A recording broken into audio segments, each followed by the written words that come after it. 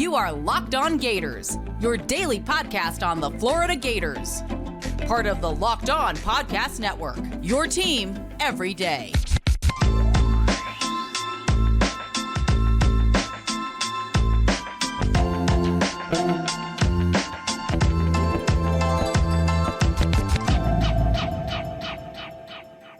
Joining me now for Locked On Gators is Isaac Schade of Locked On College Basketball and Locked On Tar Heels and Florida NIT season tip-off. They're making their debut tonight at the time this is coming out, and Florida opens against Pittsburgh. We don't know who's winning the first game. Obviously, yet it's Baylor, Oregon State, but Florida, Pittsburgh, not. Oh, we know, Brandon. We know who's winning that game. Come on. Okay. All right. Well, I'm trying to keep my hopes up for an upset in case Florida wins, and I'm like, yeah, win the whole thing. But not even a remote chance, dude. Oregon State is the second worst Power 6 team in the nation. All right, that means they're winning by 40. That's Oregon State by 40. Yes, let's go. But let's before we even talk about that game. Sure. Florida versus Florida State on Friday. What do you take away from that? Because I know, again, Florida State's not expected to be a great team this year, but I don't think anybody was just like, yeah, Florida by 21 up 30 at halftime. Dude, no, absolutely. I think the biggest takeaway for me from it was, man, it's good to finally get Zion pulling on the court and see what this dude can do, right? Like, and so to get him in, coming off the bench, dropping 15, just starting to show the Gator faithful what this dude's going to be able to chomp on this year. And I absolutely love it. I mean, right now, thank you very much. There are like, when you add him in now, as of where we're at right now, there are 7 dudes essentially averaging 10 points a game. And I mean, that's, it's funny as we think about it with Florida State, because it's usually Florida State that's like got 37 dudes that are all averaging 12 minutes a game. And so I love seeing Florida be able to do that in a super balanced way, to attack in that way, which makes a ton of sense given their skill set and the coaching staff. Yeah, I think it's very weird where Riley Kugel hasn't been off like the hottest start, and it's still just like, yeah, you had the slip up earlier, but for the most part, it's just like this team looks just miles better than last year, and I know that they're 4 games in, but I feel like it's still just one of those times where I'm like, all right, I know this year is going to be better than last year, because they just look more like they look more organized. They look like they're playing as a more cohesive unit. And I think for me, that's probably the biggest takeaway from these first 4 games of just like, maybe it's real. Like my heart is just, maybe it's real. Yeah. I mean, you have to go up against another Power 6 opponent and to be up by 30 on them at halftime. I mean, I know you just said it, but Brandon, like, that's mind-boggling. I mean, that's what you do in a game against a like sub 150 opponent where it's like a name your score game. That's what Florida just did to Florida State against a Leonard Hamilton coaching dude. Like, absolutely take that to the bank as something real. Yeah, and then I do have to ask this, because like Florida did lose 73-70 to Virginia just a little while ago. Is that just like, do we just because they haven't really played much outside of like Virginia hasn't really played many great opponents outside of Florida this year? So is this just one of those like, is Virginia good or Florida just slip up? Or no, Virginia is legitimately good. It's a little under the radar for Virginia compared to what they usually are. But some of that is just because of the personnel they lost after last year, like Kihei Clark, who's just been a long time staple there. Virginia is top 4 in the ACC to me this year. And I mean, like, and it was a 3-point game, right? If I remember correctly, right? 73-70. And so I think I'm not concerned about that game for Florida at all. I think to have played Virginia that close and to score 70, by the way, I think that's a big win for the Gators. I'm not concerned about that. Virginia's legit. Yeah, Florida's, I mean, their offense looks way better this year. I mean, in the first game, I know it was against Loyola, but scored 93, which I believe would have been the second highest point total they had last year, and over 2021 and 2020 would have been their highest score, which no surprise there with Mike White and his style of play, what they were like, where they were just like, hey, we're just going to chew clock from the moment we've been tipped. 100%. And I know they weren't ranked at the time, but Virginia's into the top 25 now. So, I mean, we're good. Yep. Yeah. No concern there with Florida. But then now NIT season tip-off is here. What are we looking for against this Pittsburgh team? Because I know that Chris Carter with Locked On Steelers, who also covers Pittsburgh basketball, he tagged me at halftime with the little Spider-Man pointing meme, because Florida was up by 52-22 and Pitt was up 52-22, both at half. So same exact thing, right? Just beating Jacksonville 52-22 at half. Brandon, I know Chris Carter's one of the greatest receivers in the history of where is this man? Let's talk some sense into him. That is malarkey. Jacksonville, you trying to compare them to? I mean, listen, I know that they're both schools in Florida. Maybe that's the comparison here, but come on, what are we talking about? Jacksonville and Florida State on the same level? No, homie. Now, Pitt is a legitimately good team, and so I don't want to disparage them, but comparing what they're doing to Jacksonville as what y'all just did to Florida State, no. Give you all your flowers, and Pitt, you're doing fine. Here's the problem with Pitt. Like, maybe they're getting happy about that because they're not playing anybody so far. They're 4-0. Sure, they're undefeated. Y'all's record is infinitely better because you're actually playing some teams already. The best team that Pitt has played is like 158th in the nation, Florida Gulf Coast or something like that. But Brandon, as I look at this matchup, I actually really, really like it for both schools. Here's why. They're quite comparably matched, and so it's going to be a really good measuring stick, I think, for both Florida and Pitt. And you think long-term about this, think about the resume of it. When you're playing teams even early in the season that are right in that same world as you, it is a good resume building thing. It is, as you think about, like as we get towards Selection Sunday, let's say that we get to a point where Florida and Pitt are both on the bubble, or Florida and Pitt are both around like an 8 or 9 seed.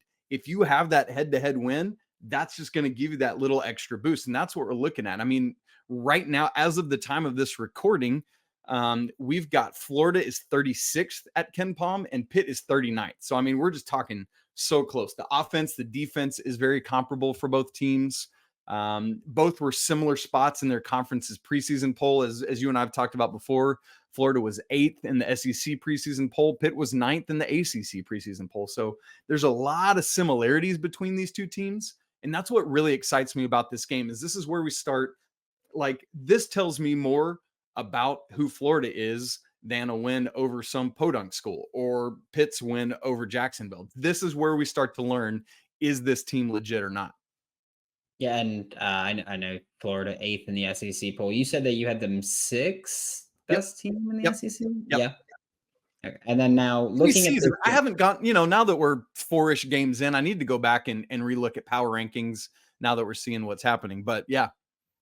Yeah, and then looking at this game, and a comparable offensively, defensively, a big thing for Florida is that 3 straight games of 20-plus offensive rebounds alone. How does that measure up in this game where Pitt's averaging 50-ish rebounds per game? And it's like, all right, well, I feel like we're going to see a bit of a battle of the boards here. 100%. Both of these teams are really good, particularly on the offensive rebounding is where both teams really shine. And so this is going to be about, here's the critical key then, is sustaining possessions on the defensive side and finishing them critically so by actually getting that defensive rebound. Do not, you got to get good post position, all that, box out, but you got to finish every defensive possession with a rebound. On both teams have to do that because both are elite offensive rebounding teams. I believe both like top 12 in the nation, at least right now.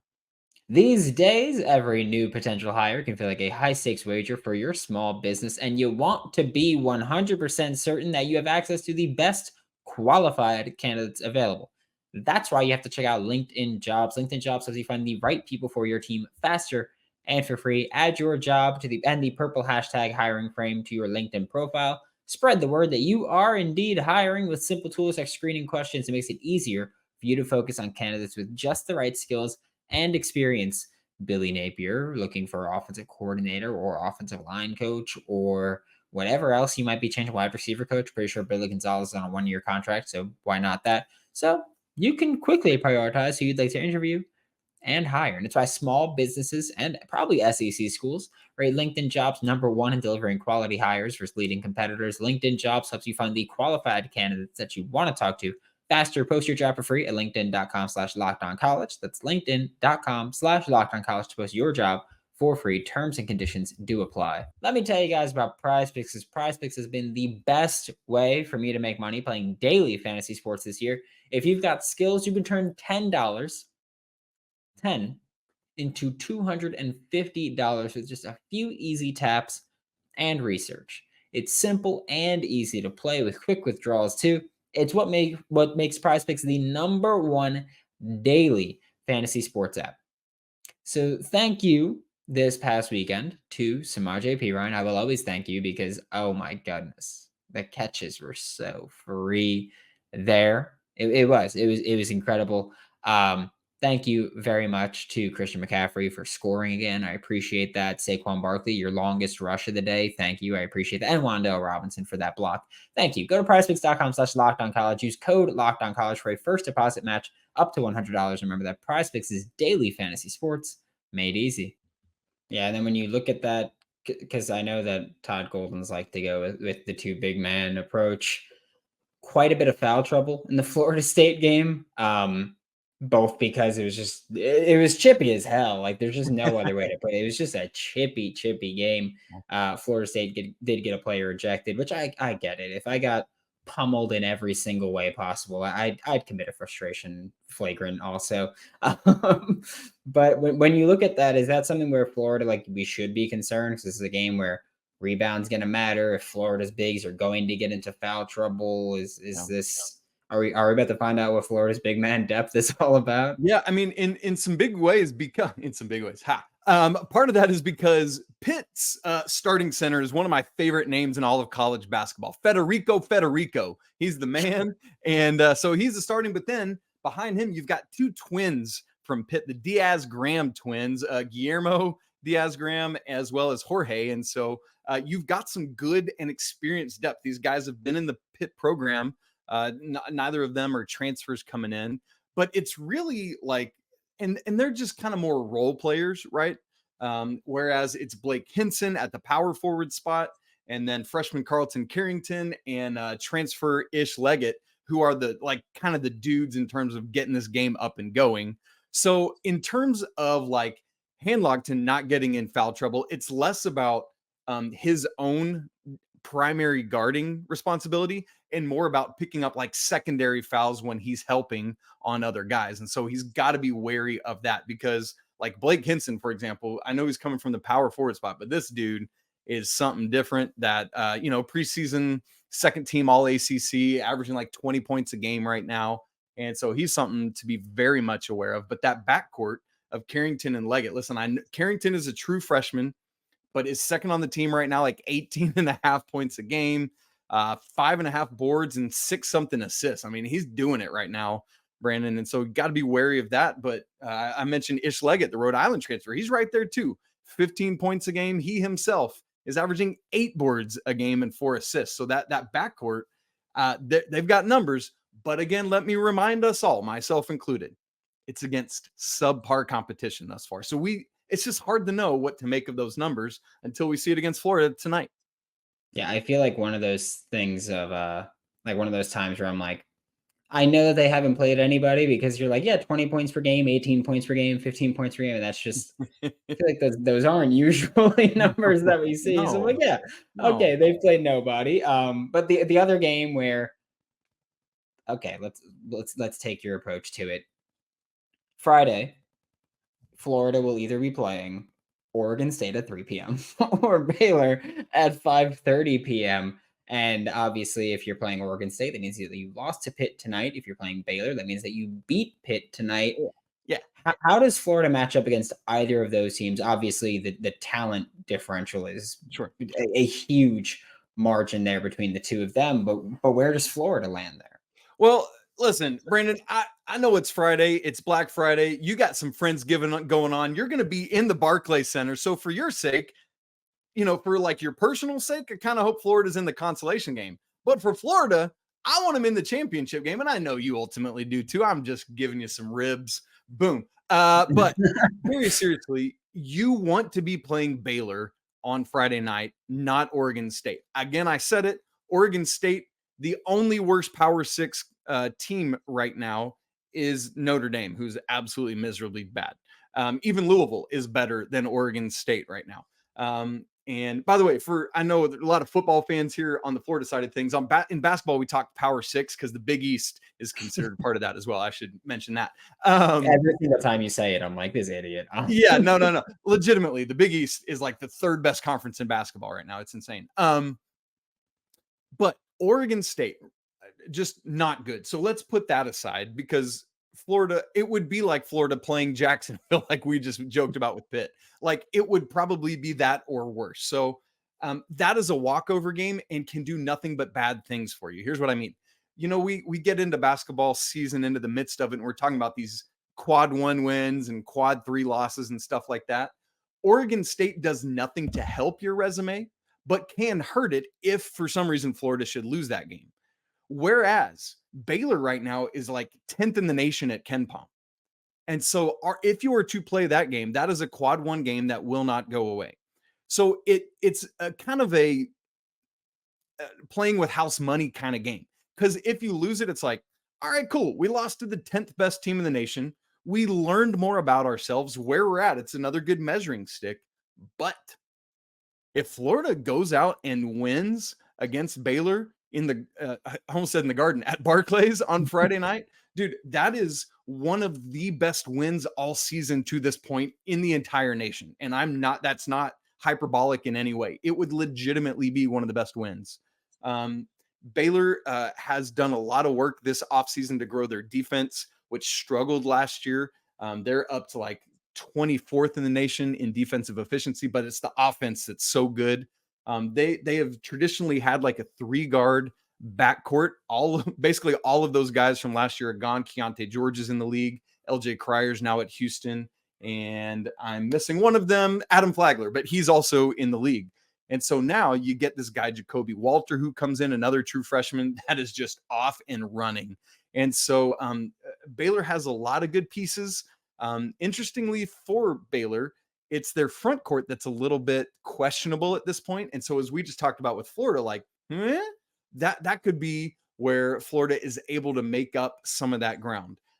Their main big is a guy named Jonathan Chama Chachua, who's coming off injury from a couple of years ago.